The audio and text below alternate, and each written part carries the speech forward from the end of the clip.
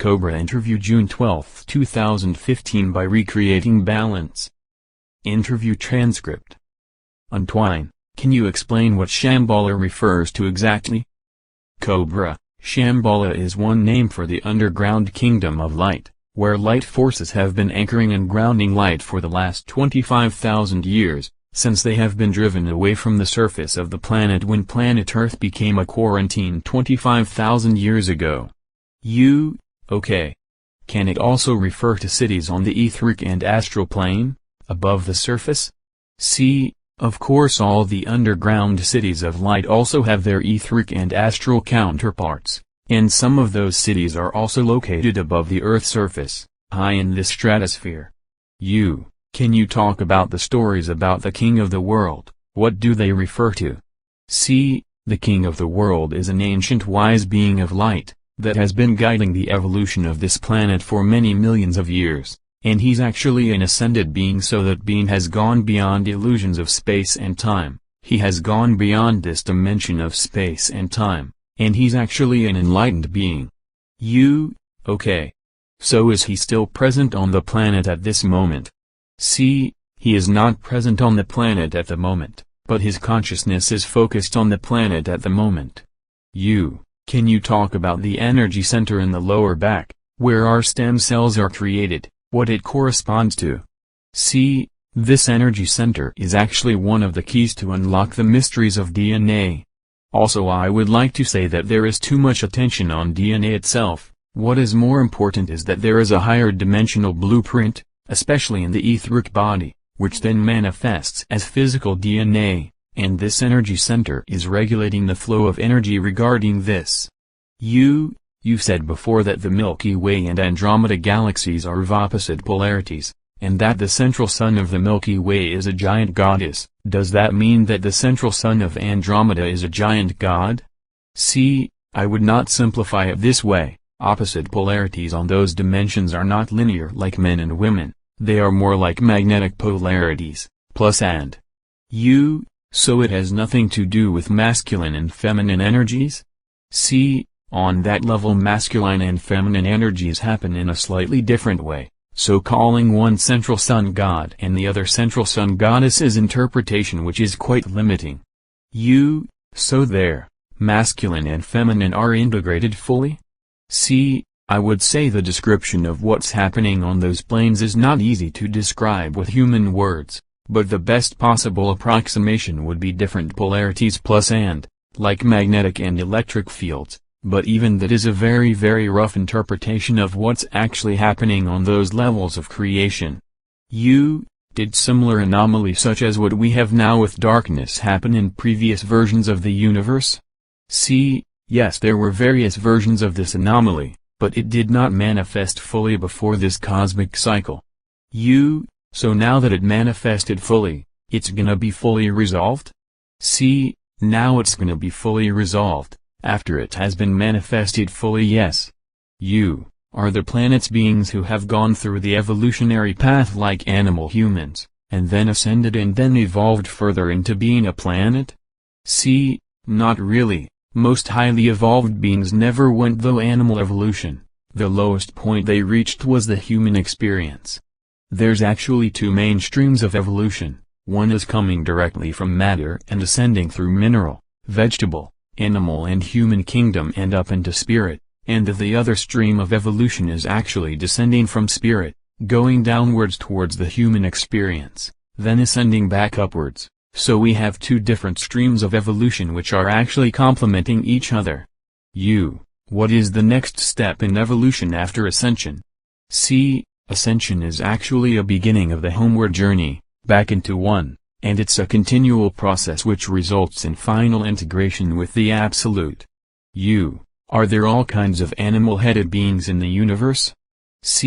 Most of those animal-headed beings were results of genetic experimentations on occupied planets. Okay, even like the lion-headed beings for example? Not all of them but a majority of them. Is there any tree or plant humanoid beings?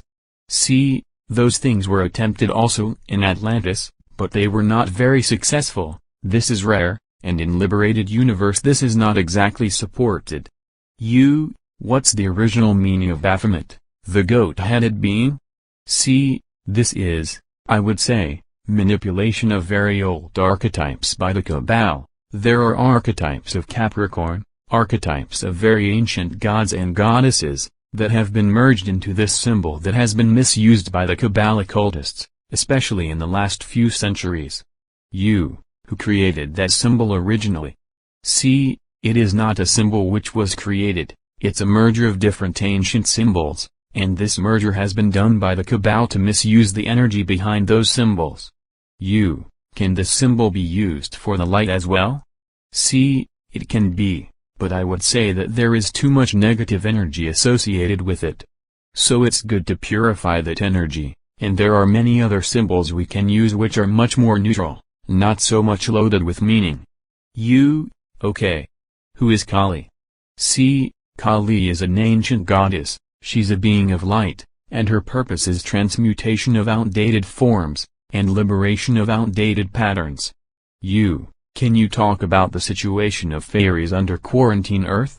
See, especially after the Archon invasion in 1996, the fairies, and all other elemental beings of light, did not have a very good time because the etheric atmosphere was poisoned a lot with radioactivity and as a result of distorted harmonics of extremely low-frequency radiation from scalar devices, so they did not have a very good time and it was very difficult for them to exist, and they have actually sought out locations which had the least of that kind of pollution, so it was not easy to find them anymore in urban areas. Has there been unicorns during quarantine Earth? See, yes, but they were rare, they actually did exist and they are not easy to be found. Mostly on the etheric and astral, yes. See, mostly on higher planes, yes. Can you explain the difference between linear time and spiral time? See, it is basically a perception of the time flow. The time flow is physical reality, how we perceive it is a matter of level of consciousness. Linear time is the time which we actually perceive through the filter of the mind by using calendar. Spiral time is the time that is actually connected with the natural cycles, and when we are connected with the natural cycles we can see and feel and experience those cycles converging into a spiral of evolution. So this is one way the dark forces manipulate time, by amplifying linear time, yes. See, to a certain degree yes, but this was not the main focus of their endeavors. Can you explain other ways in which they manipulate time? See, they were not manipulating time as much as people are afraid of, because it is not easy. There is a lot of talk about time travel and most of that talk is not based on reality. It is very very difficult to receive anything from the future. Because for anybody to receive anything from the future, you need to have the right state of consciousness. So the Cabal was not able to connect with future timelines, despite of what people might try to say, they did not succeed in doing that. You mentioned a few years ago that you were working on a project about timelines, can you reveal something about it? See, I would not say much at this time, but yes, there are projects where we are working on timelines, healing the past timelines and opening the future timelines. But maybe it's a little bit too early to speak about that in detail. So for beings of light, is time travel possible? See, not in the way people are understanding it. Again, I would say this subject has been greatly exaggerated, and is not as simple as people think it is. Can you talk about the Phoenix Lights event, what was happening there? See, this was one of many sightings of extraterrestrial crafts. There were many other sightings. I would say there was cracks in the matrix when the light forces and different civilizations were able to show a little bit of their presence. Is life on planes above the mental plane, also based on form and sacred geometry? See, life above the mental plane is not based on sacred geometry, it's based on fluid patterns of love and light. Can the etheric astral and mental bodies die like the physical body does? See, yes, of course they can. Okay, so when you die on those planes, your consciousness goes to the higher planes? See, Yes, then your consciousness then goes to the higher mental plane. If you are evolved enough, you spend some time there, and in most cases on this planet you incarnate back again. Is it true that our thought forms or emotions can become beings of their own? See, actually there are elemental beings that form, that are the building blocks of our emotional states. So if you are feeling anger, for example, that anger is a certain vibrational frequency that is made of a certain elemental being that is a life form on its own. The blue and red colors are often used to symbolize masculine and feminine, and the union of those two colors become purple. Purple is also the color of the crown chakra where the masculine and feminine kundalini are merged. Is this why the violet flame is so powerful?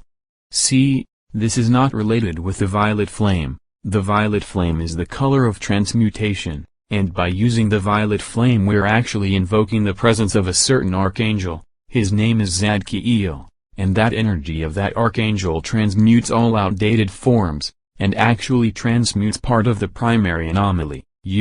When you wrote the name Isis in your post about the Isis portal, you wrote it with 2 dots in the middle. Can you explain the meaning of the 2 dots? See, no, Can you explain what kind of light being, and what kind of process is involved exactly in arresting the Archons? See, that's a process that involves many different groups of the light forces. If you're speaking about the ones on the surface of the planet, this is mostly done by the resistance movement. How about on the etheric plane? See, on the etheric plane there are other, I would say, galactic light forces, that are carrying out those operations. But I would say there are not many Archons left. Those who are left on the planet are mostly infiltrated in the Jesuit and other organizations, and most of them will remain on the planet until the event, and they will be arrested at the time of the event. How about Chimera, who is arresting them? See, it's the same. The physical ones are being arrested and removed from the planet by the resistance movement. Those who are on the etheric and plasma planes are being removed by the galactic forces. Who carved the Moldavite chalice of the Order of the Star? See, this was created by the Galactic Confederation, upon the instructions from the Central Civilization millions upon millions of years ago. What is the purpose of Libyan Tektide? See, the purpose of Libyan Tektide is actually to transmute the darkness of Orion inside. So this is a very powerful healing stone for those who have been having interaction with Orion energy in their past incarnations. It can transmute and transform those energy, from within their energy fields. How was the Sintamani stone created on Sirius, and was there a special event that brought it here? See, yes, actually there was a planet in the Sirius star system, a planet of light blue color which actually exploded. And parts of that planet were traveling in all directions, and a small part of this actually reached the planet Earth, and fell on the planet millions upon millions of years ago. This has been collected by the light forces at that time on planet Earth and has been kept in the Agatha network, and parts of this has been given to humanity, especially at this time to assist in the event. The archangels who dived into contingency and became disconnected 8 million years ago. When they started becoming insane, how did it start? What was their first actions? See, it happened very fast because they have actually created devices that have subjected them to very strong electromagnetic fields that distorted space-time continuum around them, and as soon as that happened, that created a very strong trauma in those beings, and the trauma was so strong that they lost connection with their soul, and this was a very fast process, and a very fast mutation happened. And nobody was able to predict it or to prevent it. Okay. So they started attacking other beings right away? See, yes, exactly. How was life at the beginning of the quarantine? Was it like a Stone Age? See, the vast majority of the surface was in a Stone Age phase. It was like a mixture of Stone Age communities and highly advanced isolated islands of Atlantean civilization, and they were not interacting much with each other. So these highly advanced civilization, how long did they last? See, it lasted for another 12 Oregon 13000 years, until the final deluge of Atlantis. Do you have any insight about how to release unwanted negative emotions and thoughts in a healthy way? See, there are many techniques you can use, especially in the spiritual circles. There are various techniques that can assist people in releasing accumulated tension, emotional and mental tension. The other thing that's very healthy and beneficial is the element of water, and nature itself can absorb much of this. And the other aspect of this is healthy communication, which can sometimes, not always, resolve those emotions. Basically all of those emotions and thought originate from the implants. And when the implants will start dissolving, it will be much easier to disintegrate and transmute those emotions and thoughts. Has a strange jellet bomb ever blown up anywhere in the universe? See, in a controlled way, yes, by the light forces. So they did it themselves to study it? See, they did it to develop technology to absorb and transmute it. It was under controlled laboratory circumstances. I see there's a lot of sacred geometry in the Burning Man festivals, the way they build the sites. What are the intentions for this, and also in the rituals they do at the end when they burn the man effigy? See, the Burning Man festival is an interesting mixture of light and dark. There are strong light and strong dark factions present, in the organization of the festival itself, and also being present there. So this event has a great potential for the light if approached in the right way. The other aspect of this is that surface population is not yet completely ready for something like this. Can you name some of the most important goddess vortex on Earth? See, the most important goddess vortex is, I would say, number 1 vortexes are in Syria, then you have very strong vortexes on Crete, in Greece, in Egypt, in Ireland, in Ukraine, in the Caribbean. You have them in many places around the world. You have them in Australia, in Tahiti Islands, you have them everywhere. How about god vortexes, the major ones? See, the major god vortexes, the masculine vortexes, I would say, in many cases, the sacred mountains, like Mount Shasta, Mount Fuji, Mount Kailash. There are other important god vortexes like Stonehenge, the pyramids, some of them in major cities around the planet. You said before that almost no soul had entered the quarantine since it started, so is there any truth to the Indigo and the Crystal Children stories? See, very few of those are real stories, most of this is just New Age fiction. What made Sirius so strong that it was the only star system in a 1,000 light-years radius around the Earth that did not get invaded in 1996? See, the Sirius star system is a very strong portal directly to the galactic central sun, and the light forces have chosen to accumulate their energy to protect this star portal to ease the flow that has reached planet Earth, because the Sirius star system is very close to Earth, and having such a strong presence of the galactic central energy so close to Earth was the strongest possible protection for this solar system and for Earth especially, from 1996 onwards. Is the negative energy on this planet one of the reasons why free energy devices don't work very well?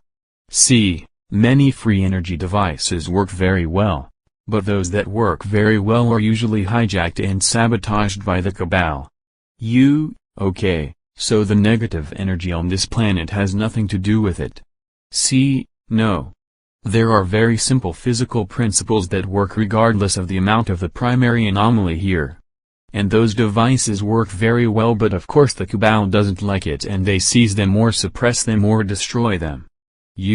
What has been the role of hidden Cathar lodges who have survived to this day?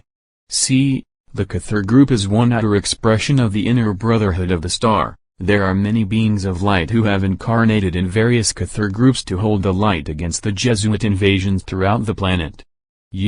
Have some European resistance groups from World War II kept existing after the war? See, most of those groups have been dissolved and disbanded, some of them have remained in a limited form and kept a low profile, and some of them reconnected again in the last few years and connected with various positive groups, Templar groups, and other groups that are working for the liberation of the planet.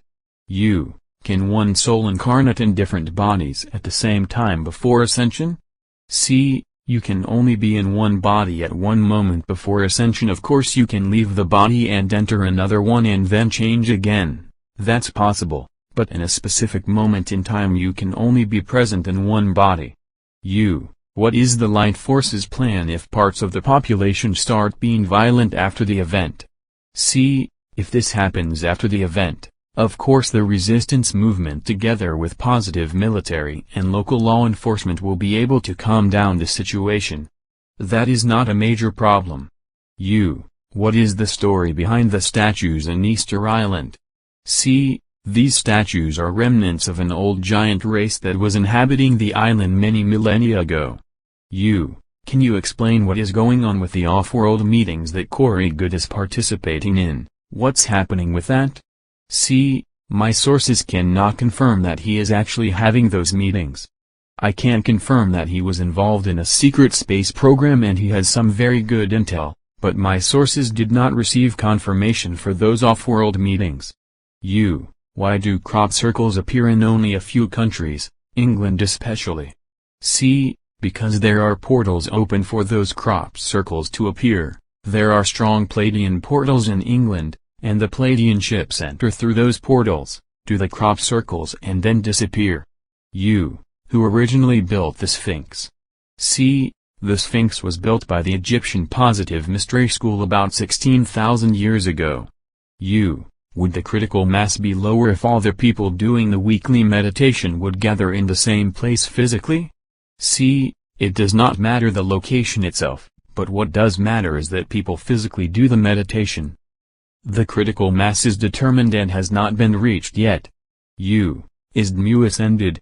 See, Dmu is not ascended, but is coming from the liberated universe, so she is purified enough. She does not have any personal blockages, or any personal anomalies, and she is completely connected to the source. Why does she need the laser technology to keep her pineal gland open? Because of the anomaly on this planet. See, because of the anomaly on this planet, and because of the big potential difference in the vibrational frequency, on the surface of the planet and where she's coming from. It's like if you'd be diving to the bottom of the ocean, you need something to survive. Is she able to remote view everything on Earth? See, she's able to remote view a lot of things, but not everything because even to her, certain things are classified. The Earth is a very strange planet. Many secrets.